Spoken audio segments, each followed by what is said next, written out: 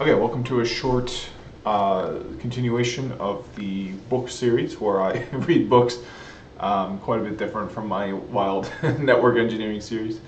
Last video I made it through the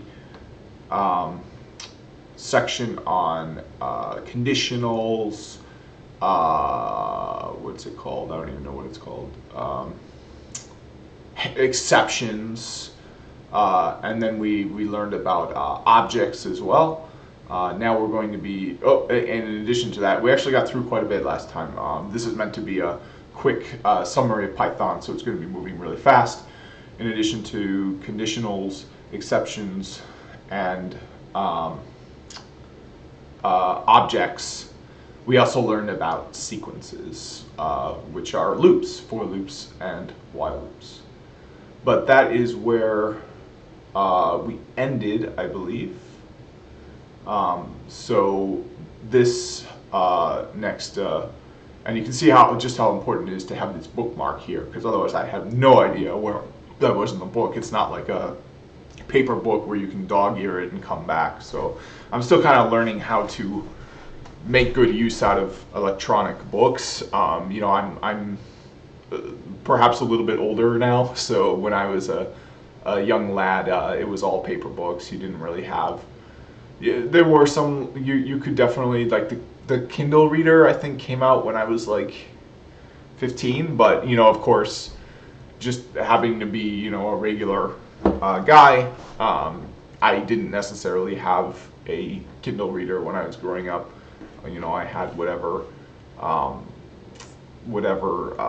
an average person would have. So if it were like a high-powered computer, like Bill Gates had access to as a kid, I would not have had that.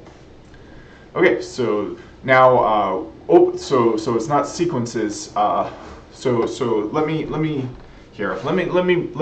do a better job at explaining where I left off. So I'm going to go over to the table of contents here, and we already went through the intro. That's a whole nother part. Now we're running through the Python essentials, just a quick and easy, super fast brush up and review for people who already know Python. So we went through variables, we went through basic math, we learned how to make comments, we learned about the built-in functions that are already defined and available for use. We learned about printing. We learned about the range built-in function. That was, I think, 2 videos ago. Last video we learned about execution control, which is if, else. I call those conditionals. And then we learned about for loops. We learned about while loops. We learned about handling exceptions. We learned about objects, objects that are built in and ready to go. You can also make your own objects. I believe we learned about that as well. So I think we're on sequences now. Yep. So here's the bookmark. We're going to learn about sequences. Sequences are a family of built-in types, including the list, tuple, range, string, and binary types. Sequences represent ordered and finite collections of items. Sequence operations. There are many operations that work across all of the types of sequences. We cover some of the most commonly used operations here. You can use the in and not in operators to test whether or not an item exists in a sequence. So this is another thing that you will do all the time if you're using Python for network engineering. And I don't have a mouse for some reason. Maybe my cursor is just not here because I've got a red light. The mouse doesn't have to put out the red light, but it is in this case, so I know it's working. That's a joke for. God damn it! I like to call my mouse Roxanne. Okay, so here's so here's a Python terminal. So you can see this is a conditional statement. So I like to call it a conditional. If, else, I call those conditionals as well, but really this is probably the more proper example for what a conditional is, because we get back a value from this. The value is true. Let's remove the 2 from there. Now we get back a value of false, and these are Boolean. So if I do a type, we're going to get class bool, and that's a class as well. That's a Python class. We learned about that in the last video as well. The other thing that unfortunately beginner Python books don't do very well, I find, and I've honestly never found a book that has done this well. I've learned about this, how to use this as more of a intermediate or advanced Python programmer. They do introduce you to it in a lot of beginner books, but to really tell you how to use it and integrate it into your code and make sense of what you're seeing, I have not seen a tutorial do that well. So I'm going to try to do that for you here. What I'm talking about is help, H-E-L-P. You will get some exposure to what this is in some tutorial books or free tutorials online, but I have not found a good like explanation of like how to actually use this. My favorite way to use it is when you first log into an interpreter, you're not really going to know what modules you have available to you. So, you know, you could, let's say you're on a networking equipment and you find that the equipment has a Python shell. When you open up the shell, you're not going to know necessarily what is on that equipment unless you know the file path that the shell opened to, and you can figure that out as well.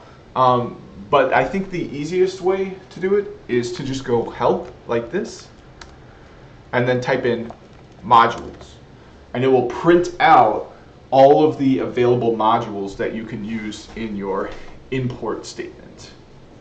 It takes it a while to do that for some reason. I don't know why it's such a delay, but now you can tell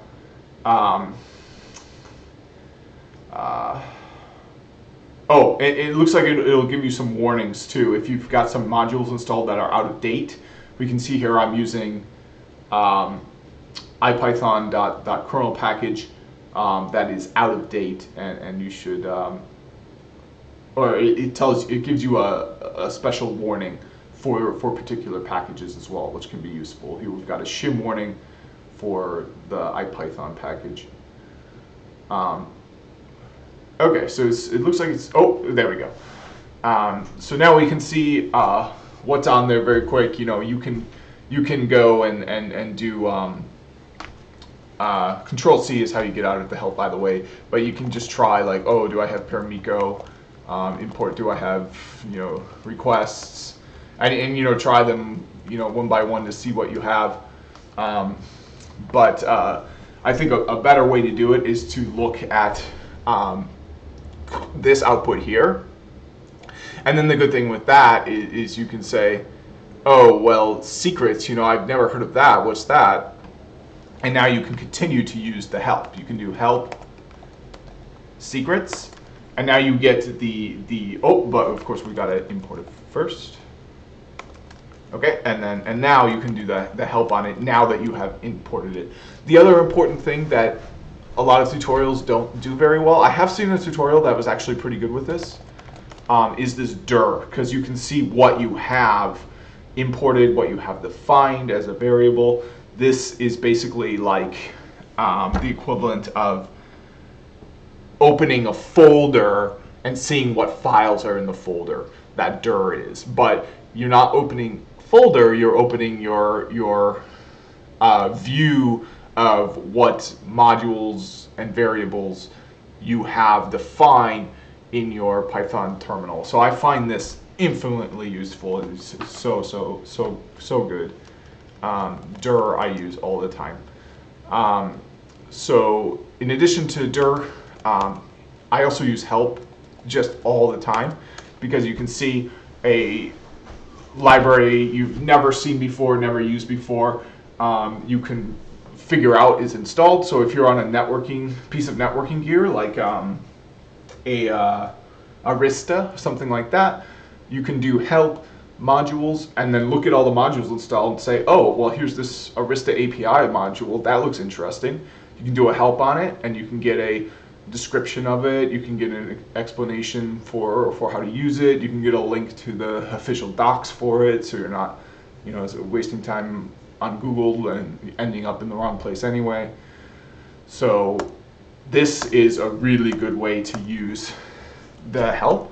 And in addition to that, you can also use the dot notation in help as well. So we can see we've got this sample method. So I can do secrets.sample. I thought I could do that. Why can't I do that? Huh. Oh, you know what? Because it's part of it's part of a class. So we've got a class here, random system random. So we can still use this dot notation, but I missed a part. A good way to think of the dot notation, in my mind, is kind of how you would think of a file path. There we go. So we're saying in this secrets module, in this system random path, let's get the help for the sample method. And here we go. We just got the help for the one method. So as long as the person who wrote this class gave you good enough help to work with just off the CLI like this, you can get up and running without even having to Google for something and work really fast and efficiently. If you don't get good help, you might want to just consider using a different module, because most programmers are really good with having this help. And if you want to see kind of what an example of really well-written code is, and just kind of learn about an interesting person as well, you can download the requests module. So let's go to my project here. We'll do a dir to see what's in there. We've got v and v. So let's do the Windows syntax to activate that. It's going to be // and then scripts activate is the path for Windows. So now we can see we've got the virtual environments activated. So let's install a new module. And that's going to be requests, because requests, in my mind, is a really good example of a Python library that has been written really carefully and well, and is following all the principles of how to write code in accordance to Python and not necessarily some other language. It doesn't have any hidden legacies tied with other languages that aren't relevant to Python. So if you want to see kind of what a model standout Python developer does, take a look at the requests module. Okay, so let's do a help on requests. And you can see we've got a description here. We've got like a nice underline for it. We've got an example of how to use it. You know, the most basic way to use it is just listed right here, and we can see that. We've got all the package contents listed. Now it gets a little bit confusing, because you'd think, okay, well, here's the package content, so I can just do .api and get help on that, right? Because that's, oh, well, actually you can. Why was this? Oh, you know what?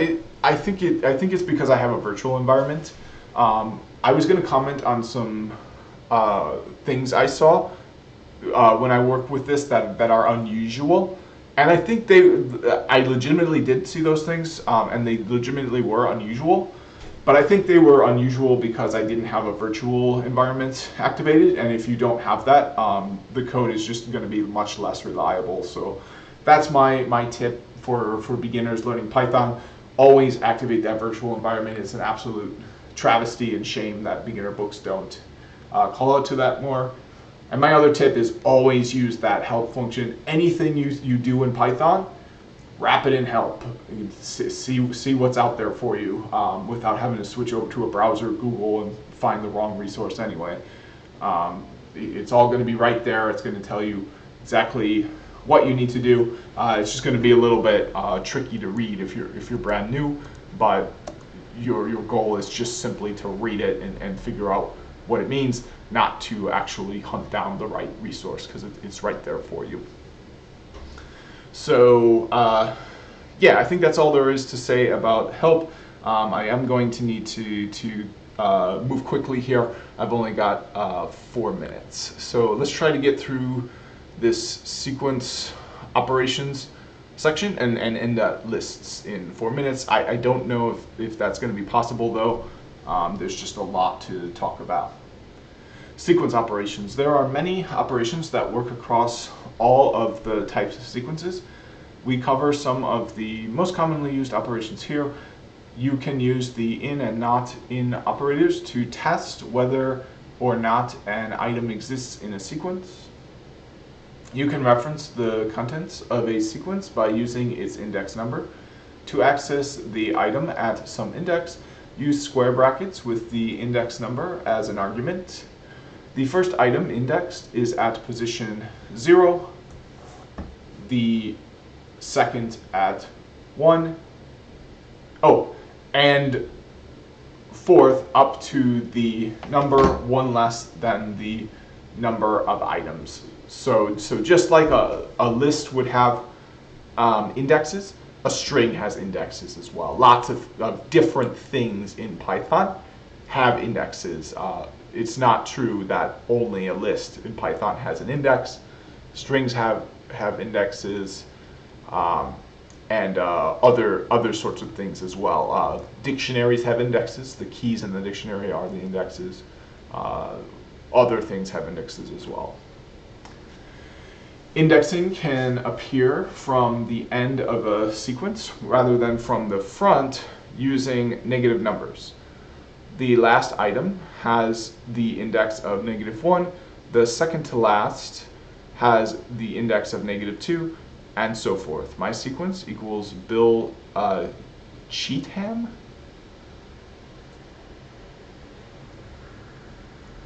Okay, so we can see we're going through that string using negative numbers to say from the last character back what that character is.